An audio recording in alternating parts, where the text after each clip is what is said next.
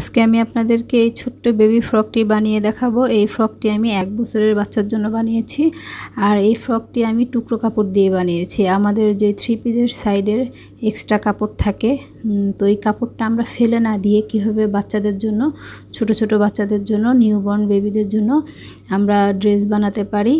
তো এই কাপড়টা দিয়ে আমি এই ড্রেসটি বানিয়েছি। আর এই ড্রেসটি আমি কীভাবে বানিয়েছি সম্পূর্ণ ভিডিওটি আপনারা দেখে নেবেন, দেখে কমেন্ট করে জানাবেন কেমন হয়েছে। সাবস্ক্রাইব লেখাটিতে টাচ করুন এবং বেল আইকনটি ক্লিক করুন। অল লেখাটিতে টাচ করুন সকল আপডেট পেতে। ধন্যবাদ সবাইকে। বিসমিল্লাহির রহমানির রহিম। আসসালামু আলাইকুম। আজকে আমি আপনাদেরকে টুকরো কাপড় দিয়ে বেবি ফ্রক বানিয়ে দেখাবো। আর এই কাপড়টি হচ্ছে আমার 3 পিসের যে সাইডের কাপড় বেঁচে যায়, ওই বেঁচে যাওয়া কাপড় দিয়ে আমি এই বেবি ফ্রকটি বানিয়ে আপনাদেরকে দেখাবো। তো আপনারা সম্পূর্ণ ভিডিওটি মনোযোগ দিয়ে দেখবেন, যারা নতুন তাদের উপকারে আসবে। তো আমি প্রথমে উপরের পাটটা কাটবো। এখানে কিন্তু আমার সামনে এবং পিছনের একসাথে আমি কাঁধে বেল্ট দিব। তো এটাকে আমি এভাবে ডাবল ভাঁজ করে নিয়েছি। তো আমি এটার লম্বা নিচ্ছি 8 ইঞ্চি। আর এখানে আমার কাপড়ের চওড়া আছে 6.5 ইঞ্চির মতো। তো প্রথমে আমি গলার মাপটা নিচ্ছি। আমি এখানে কিন্তু 1.5 ইঞ্চি নিব। এটা গলা, যে আমাদের গলার ওইটা মাপ নিয়ে আমি আরও 1.5 ইঞ্চি এক্সট্রা নিব। এটা হচ্ছে আমাদের ফিতার মাপ। তো আমি 3 ইঞ্চি নিয়েছি। এই যে দেখুন এটা। তো ওইভাবে নিয়ে নেবেন। আপনারা ফিতাটা কতটুকু চওড়া দেবেন সেই অনুযায়ী নিয়ে নেবেন। তো এখন আমি এখানে বগলের মাপটা নিচ্ছি 2 ইঞ্চি এক সাইড থেকে। এই যেখান থেকে আমি 2 ইঞ্চি নিয়েছি, এটাকে এভাবে রাউন্ড করে মিলিয়ে দেব। তা আমি এখন এটাই কেটে ফেললাম। এটা হচ্ছে আমাদের বগলের অংশটা আমি কেটে নিয়েছি। এখন আমার বডির মাপটা নেব। আমি বডি নিচ্ছি 5.5 ইঞ্চি।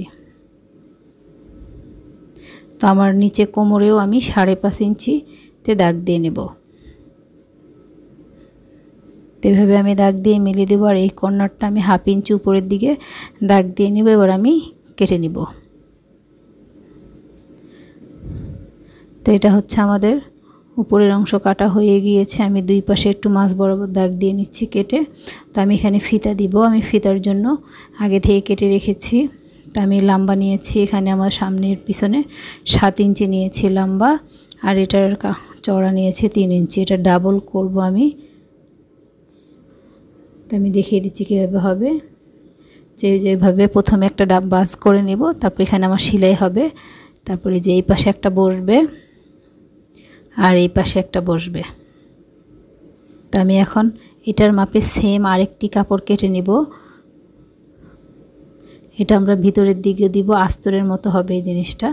তো এটাকে আমি ডাবল ভাঁজ নিয়ে নিলাম। এখানে 4টা ভাঁজ সামনে এবং পিছনের। তো আমি একটার উপর একটা এইভাবে রেখে তো এরকম চক দিয়ে আমি দাগ দিয়ে নিচ্ছি। তো আমি এখন কেটে নেব। কম বেশি নিতে পারেন, এটা যেহেতু ভিতরে থাকবে আপনারা আপনাদের কম বেশি নিয়ে নেবেন, যে যতটুকু প্রয়োজন। তো আমি এভাবে কেটে নিলাম। এই যে আমার এটা ভিতরের আস্তর কাটা হয়ে গিয়েছে। তো আমার এইভাবে হবে, একটার উপর আমরা এইভাবে একটা রেখে তো আমি সাইড দিয়ে কিন্তু সেলাই করে উল্টিয়ে দেব। তো আমি নিচের যে কুচির অংশটা, তো সেটার মাপ দেখিয়ে দিচ্ছি আমি কতটুকু নিয়েছি। তো এটা আমি চওড়া কুচির জন্য আমার এখানে 23 ইঞ্চির মতো আছে। আর এখানে আমি লম্বা 8.5 ইঞ্চি নিয়েছি। তো এখানে আমি নিচে কুচি দিব। তা আমি দেখিয়ে দিচ্ছি একদম ইজি। এই যেভাবে এটার উপর কুচি হবে আর উপরে আমার ফিতা হবে। তো প্রথমে আমি আমার যে ফিতা কাঁধের, এটা আমি সেলাই করে নেব। তো এভাবে আমি 2 সাইডটা সেলাই করে নিচ্ছি। এই যে আমি সেলাই করে উল্টিয়ে নিয়েছি।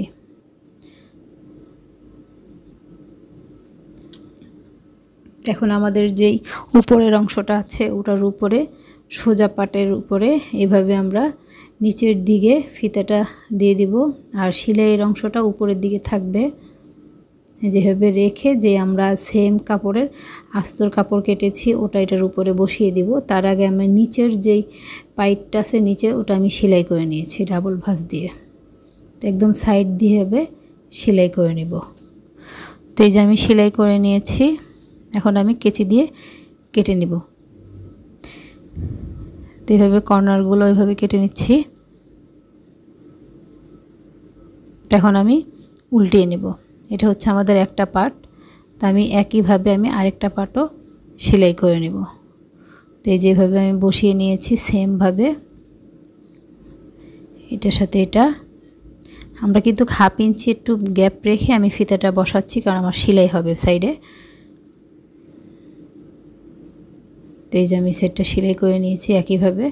তো এইভাবে একটার উপর একটা রেখে 1/2 ইঞ্চি এক্সট্রা রেখে সেলাই করে নেব।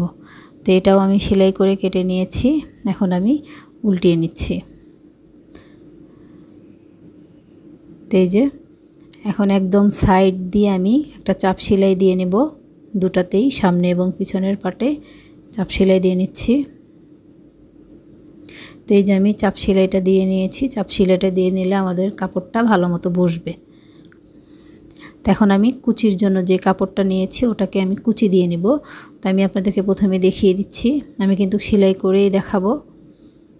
একদম যারা নতুন তারা কিন্তু ইজিলি পেরে যাবে, কোনো ঝামেলা নেই, একদম শর্টপট। তো এইভাবে কুচি দিয়ে নিব আমি একটা একটা করে। আপনাদের কাপড় যদি বেশি থাকে আপনারা ঘন কুচি দিতে পারেন। তো আমি এই যে এইভাবে রেখে, আমি যেহেতু কাপড়টা আমার কম সেজন্য আমি একটু পাতলা কুচি দিব ছোট ছোট করে। তো এই যে এইভাবে করে আমি কুচি দিয়ে নিচ্ছি।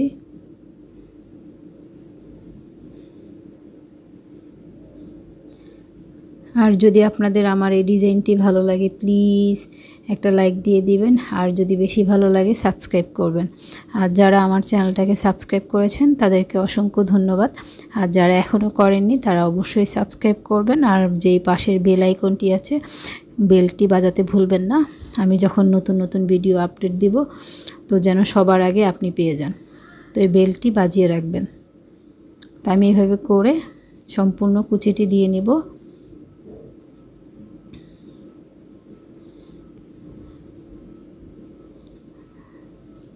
তো আমি একটা অংশে আমার কুচি দেওয়া হয়ে গিয়েছে, তো আমি সেমভাবে আমি আরেকটা পাটও এভাবে কুচি দিয়ে নেব।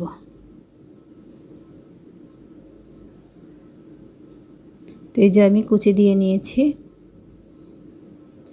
এখন আমি সাইড সেলাই করার আগে দুই পাশে দুইটা ফিতা দিয়ে নিব। আমি ফিতাটা আগে থেকেই সেলাই করে নিয়েছি এই যে।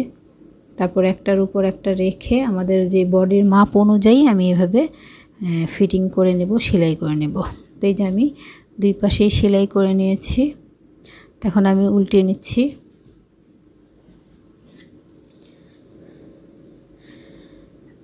তো এই যে আমার কমপ্লিট হয়ে গিয়েছে। এখানে আমি একটা বো দিয়ে নিব, আর এখানে আমি একটা ভাঁজ দিয়ে সেলাই করে নেব।